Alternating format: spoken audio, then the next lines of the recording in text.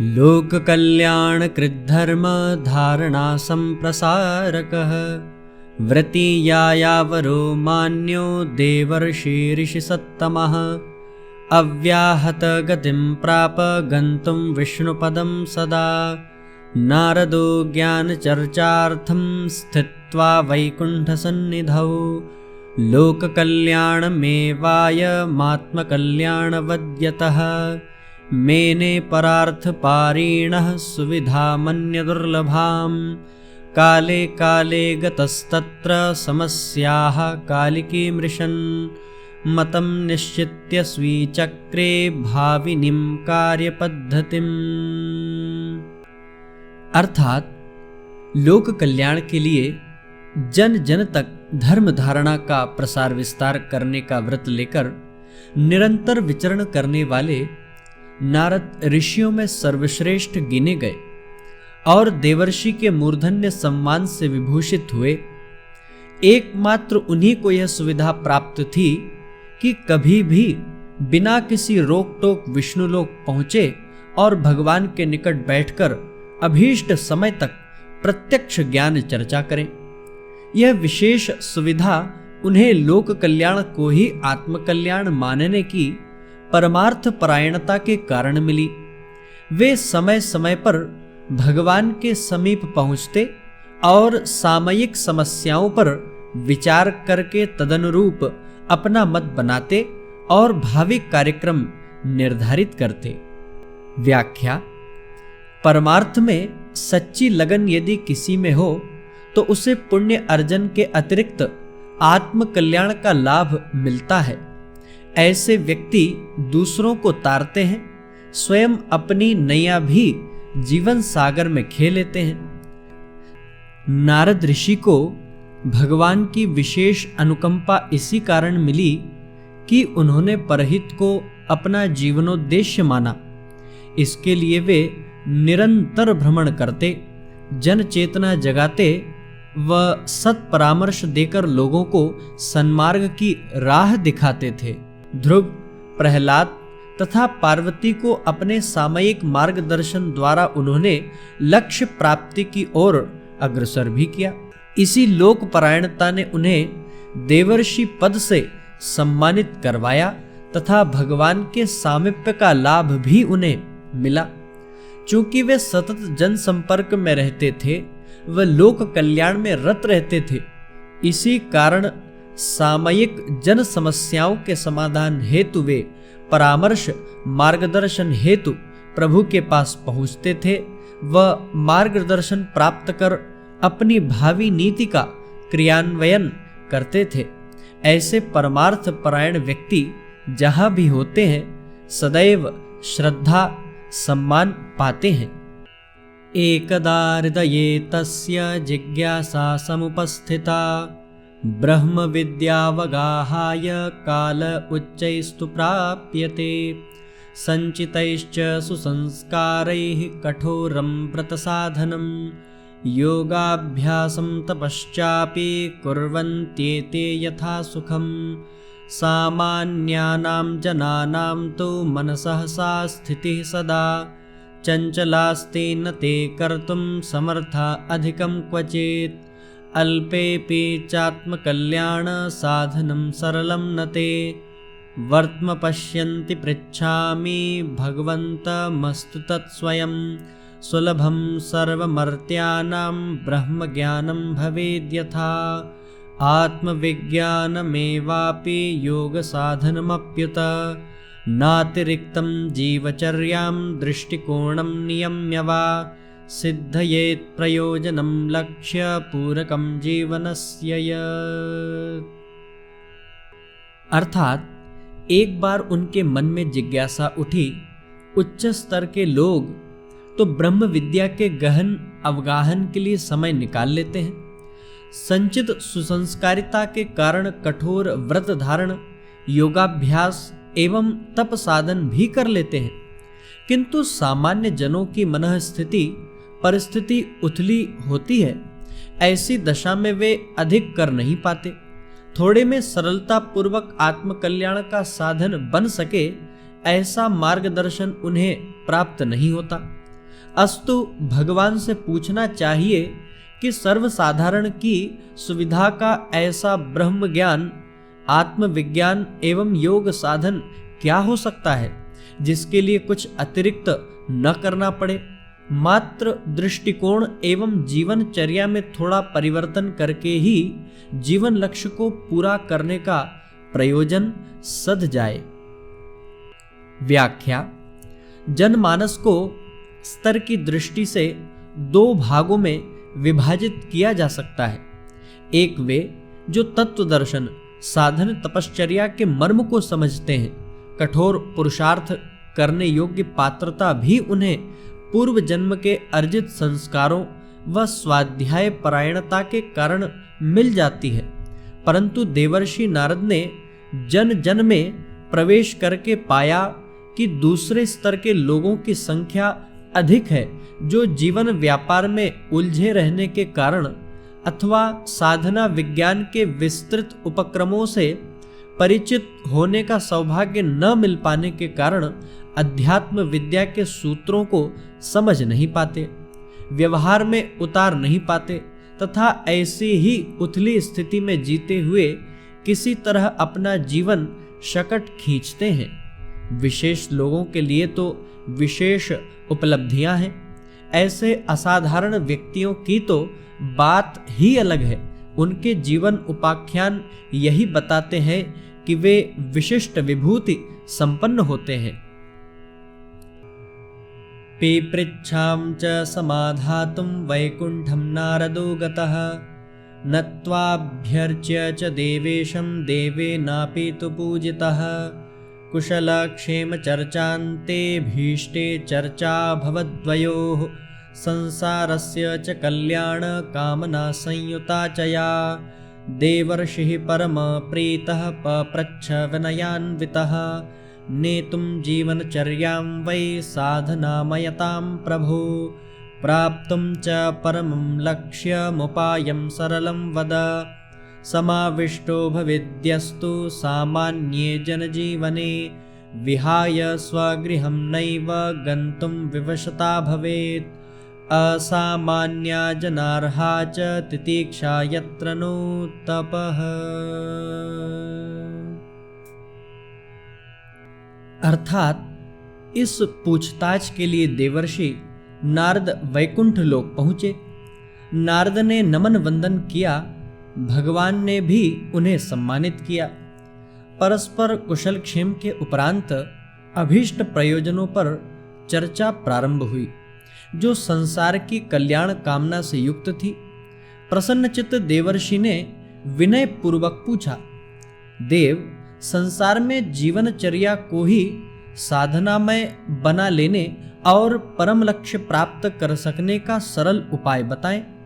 ऐसा सरल जिसे सामान्य जनजीवन में समाविष्ट करना कठिन न हो, घर छोड़कर कहीं न जाना पड़े और ऐसी तप तितीक्षा न करनी पड़े जिसे सामान्य स्तर के लोग न कर सकें। व्याख्या। भगवान से देवर्षि जो प्रश्न पूछ रहे हैं वह सारगर्भित है। सामान्य जन भक्ति, वैराग्य, तप का मोटा अर्थ यही समझते हैं कि इसके लिए एकांत साधना करने, उपवन जाने की आवश्यकता पड़ती है, पर इस उच्च स्तरीय तपश्चर्या के प्रारंभिक चरण जीवन साधना के मर्म को नहीं जानते। इसी जीवन साधना प्रभु परायण जीवन के विधि विधानों को जानने, उन्हें व्यवहार में कैसे उतारा जाए, इस पक्ष को विस्तार से खोलने की वे भगवान से विनती करते हैं। रामायण में काकभूषुंडी जी ने इसी प्रकार का मार्गदर्शन गरुड़ जी को दिया है। जीवन साधना कैसे की जाए इसका प्रत्यक्ष उदाहरण राजा जनक के जीवन में देखने को मिलता है। जिज्ञासां नारदस्याथ ज्ञात्वा सम्मुमुदे हरिः उवाच च महर्षे त्वमात्थ यन्मे मनीषितं युगानुरूपं सामर्थ्यं पश्यन्नत्र प्रसङ्गके निर्धारणस्य चर्चाया व्यापकत्वं समीप्सितम्। 「अर्थात नारद की जिज्ञासा जानकर भगवान बहुत प्रसन्न हुए और बोले, देवर्षि आप तो हमारे मन की बात कह रहे हैं। समय की आवश्यकता को देखते हुए इस प्रसंग पर चर्चा होना और निर्धारण को व्यापक किया जाना आवश्यक भी है। व्याख्या: जो जिज्ञासा भक्त के मन में घुमड़ रही थी वही भगवान के भी अंतःकरण में विद्यमान थी। भक्त हमेशा भगवान की आकांक्षा के अनुरूप ही विचारते हैं एवं अपनी गतिविधियों का खाका बनाते हैं। सच्चे भक्त की कसौटी पर देवर्षि खरे उतरते हैं जब भी वे जन सामान्य की समस्या को लेकर प्रभु से मार्गदर्शन मांगते हैं। ऋषिवर नारद से श्रेष्ठ और हो ही कौन सकता था जो सामयिक आवश्यकतानुसार अपने प्रभु के मन की इच्छा जाने व उनकी प्रेरणाओं समस्याओं के समाधानों को जन जन के गले उतार सके। अधुनास्ते हि सर्वत्रा नास्था क्रम परंपरा अदूरदर्शिताग्रस्ता जना विस्मृत्य गौरवम् अचिन्त्य चिंतना जाता अयोग्याचरणास्तथा फलतः रोग शोकार्ति कलह क्लेशनाशजम् वातावरणमुत्पन्नं भीषणाश्च विभीषिकाः अस्तित्वं च धरित्र्यास्तु संदिग्धं कुर्वते निशम्। अर्थात इन दिनों सर्वत्र अनास्था का दौर है। अदूरदर्शिताग्रस्त हो जाने से लोग मानवीय गरिमा को भूल गए हैं, अचिंत्य चिंतन और अनुपयुक्त आचरण में संलग्न हो रहे हैं। फलतः रोग शोक कलह भय और विनाश का वातावरण बन रहा है। भीषण विभीषिकाएं निरंतर धरती के अस्तित्व तक को चुनौती दे रही हैं। व्याख्या: यहाँ भगवान आज की परिस्थितियों पर संकेत करते हुए अनास्था की विवेचना करते हैं।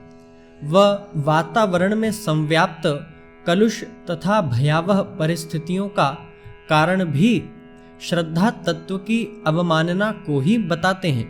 मनुष्य के चिंतन और व्यवहार से ही आचरण बनता है, वातावरण से परिस्थिति बनती है और वही सुख दुख उत्थान पतन का निर्धारण करती है।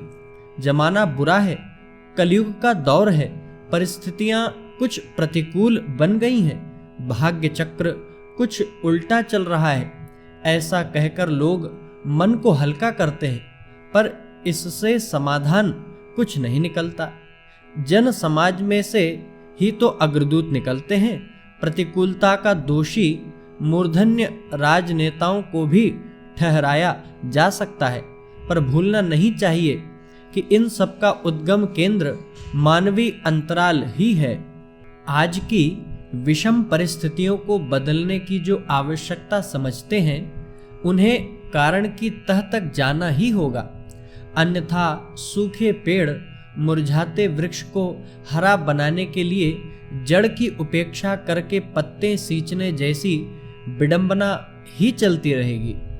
आज अंतः के उद्गम से निकलने तथा व्यक्तित्व व परिस्थितियों का निर्माण करने वाली आस्थाओं का स्तर गिर गया है। मनुष्य ने अपनी गरिमा खो दी है और संकीर्ण स्वार्थ परता का विलासी परिपोषण ही उसका जीवन लक्ष्य बन गया है। वैभव संपादन और उद्धत प्रदर्शन, उच्छृंखल दुरुपयोग ही सबको प्रिय है। समृद्धि बढ़ रही है, पर उसके साथ रोग कलह भी प्रगति पर है। प्रतिभाओं की कमी नहीं, पर श्रेष्ठता संवर्धन व निकृष्टता उन्मूलन हेतु प्रयास ही नहीं बन पड़ते। लोक मानस पर पशु प्रवृत्तियों का ही आधिपत्य है। आदर्शों के प्रति लोगों को न तो रुझान है न उमंग ही। दुर्भिक्ष संपदा का नहीं, आस्थाओं का है। स्वास्थ्य की गिरावट, मनोरोगों की वृद्धि, अपराध वृत्ति तथा उद्दंडता सारे वातावरण में संव्याप्त है और ये ही अदृश्य जगत में उस परिस्थिति को विनिर्मित कर रही है। जिसके रहते धरती महाविनाश युद्ध की विभीषिकाओं के बिल्कुल समीप आ खड़ी हुई है। भगवान ने यहाँ स्पष्ट संकेत युग की समस्याओं के मूल कारण आस्था संकट की ओर किया है। सड़ी कीचड़ में से मक्खी, मच्छर, कृमि, कीटक, विषाणु के उभार उठते हैं। रक्त की विषाक्तता फुंसियों के रूप में, ज्वर प्रदाह के रूप में प्रकट होती है। ऐसे में प्रयास कहाँ हो ताकि मूल कारण को हटाया जा सके, अंतः की निकृष्टता को मिटाया जा सके। इसी तथ्य की विवेचना वे करते हैं। ईदृश्यां च दशायां तु स्वप्रतिज्ञानुसारतः जाता नवावतारस्य व्यवस्थायाः स्थितिः स्वयं प्रज्ञावतारनाम्नां च युगस्यास्यावतारकः भूलोके मानवानां तु सर्वेषां हि मनः स्थितौ परिस्थितौ च विपुलं चेष्टते परिवर्तनं सृष्टिक्रमे चतुर्विंश एष निर्धार्यतां क्रमः। अर्थात ऐसी दशा में अपनी प्रतिज्ञानुसार नए अवतार की व्यवस्था बन गई। प्रज्ञावतार नाम से इस युग का अवतरण भूलोक के मनुष्य समुदाय की मनः स्थिति एवं परिस्थिति में भारी परिवर्तन करने जा रहा है। सृष्टि क्रम में इस प्रकार का यह 24वां निर्धारण है। व्याख्या। आस्था संकट के दौर में भगवान हमेशा अपनी प्रतिज्ञा पूरी करते हैं। ऐसी परिस्थिति में ईश्वरीय सत्ता के अवतरण का उद्देश्य एक ही रहता है। गीता में कहा है, यदा यदा हि धर्मस्य ग्लानिर्भवति भारत अभ्युत्थानं धर्मस्य तदात्मानं सृजाम्यहम् परित्राणाय साधूनां विनाशाय च दुष्कृतां धर्म संस्थापनार्थाय संभवामि युगे युगे। गोस्वामी तुलसीदास के अनुसार असुर मारि थापहि सुरन्ह राखहि निज श्रुति सेतु जग विस्तारहि विशद यश राम जन्म कर हेतु। भावार्थ यह है कि अधर्म का नाश और धर्म की स्थापना अवतार प्रक्रिया का मूलभूत प्रयोजन है। यह संकल्प विराट है और अनादिकाल से यथावत चला आ रहा है। सुदूर अतीत के अवतारों में प्रारंभिक का कार्यक्षेत्र भौतिक परिस्थितियों से जूझना भर था। उसके बाद वालों को अनाचारियों से लड़ना पड़ा।